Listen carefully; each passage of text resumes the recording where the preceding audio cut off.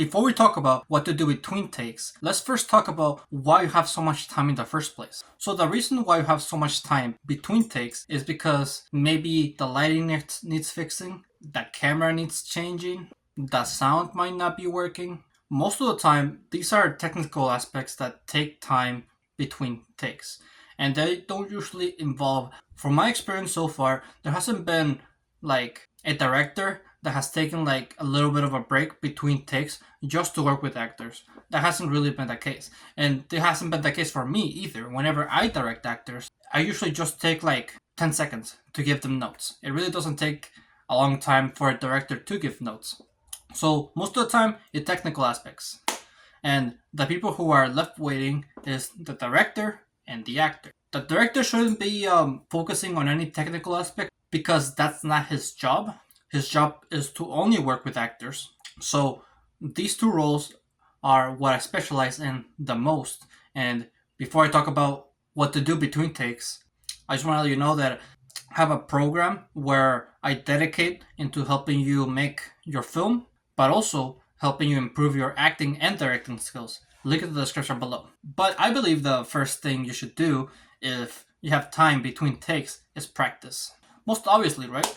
Both director and actor should practice. This could be by going through the lines. This could be by director giving notes, like explaining the notes in even more detail.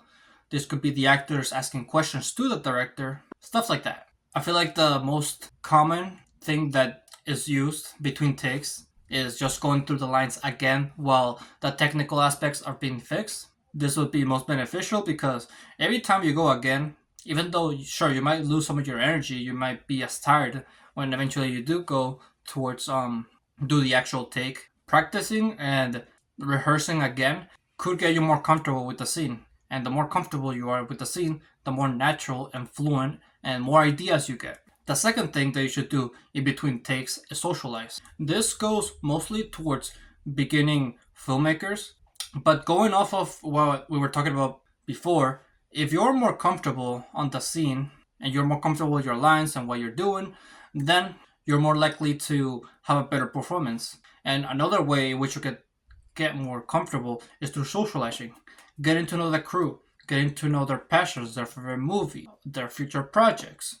Not just the actors that you're working with or the director that you're working with the entire crew. If the sound guy is not the one that has to fix their thing, then you can talk to them, the cinematographer, and you talk to them.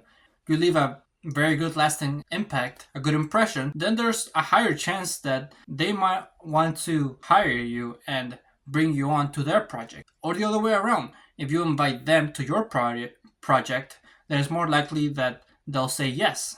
For example, recently I'm making this short film called Hookah Matata, and in between takes, I took the time to talk to the sound guy because, I want to get more comfortable, right? And I was like, oh, wasn't that microphone bigger before? Because we were shooting a different scene. And the first scene, the cameraman used a much more smaller microphone. And then, I got him talking. He explained about the microphones. And so through that, I learned more about microphones and also got more comfortable with the scene because I knew that the sound guy got my back and he was chill with me, right? Then another example is when I made this one film that I haven't released yet to this channel because I don't have the copy of the film. In this film, we were filming in a empty parking lot with a big crew, and I was playing like this school shooter character. And yeah, there were a lot of time between takes because the director wanted to get the cinematography perfect, and so we had a lot of time in between takes. And in between those takes, I talked to several people, and one of these people was the cameraman, right? I think the director was off doing something, not with the camera, but like something else. So I was talking to the cameraman, and I managed to get his Instagram. And I now have his Instagram, and if I wanted to, I could text them and be like, yo, you want to work on a film? And if he ever needs an actor or a director for his film, I'll be more than happy to work with them. I can't stress enough how important socializing. Keep it in mind when you're on set. Always prioritize the performance first though. Socializing is such a huge part. Lastly, the last thing you should do in between takes is do nothing. I want to get something in your head.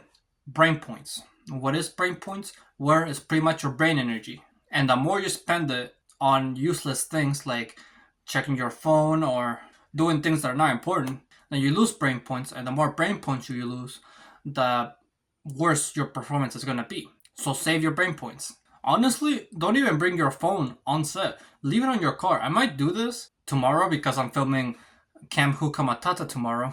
But yeah, honestly, I might just leave it in my car. That way I don't have to look at it ever throughout the whole shoot. And that way I don't think about like my notifications and my messages. I could just have my mind clear and only focus on the performance. Sometimes it's fine to just be quiet, to do nothing. It's better to do nothing than to do something that's pointless, something that's gonna make you even more tired, right? Remember, you are on set to act, socialize, and have fun. So only do those three things. Don't distract yourself. So with that, thank you for watching this video. If you liked it, make sure to leave a like. Subscribe if you're new to like my channel. And always remember to live your life like there's no tomorrow.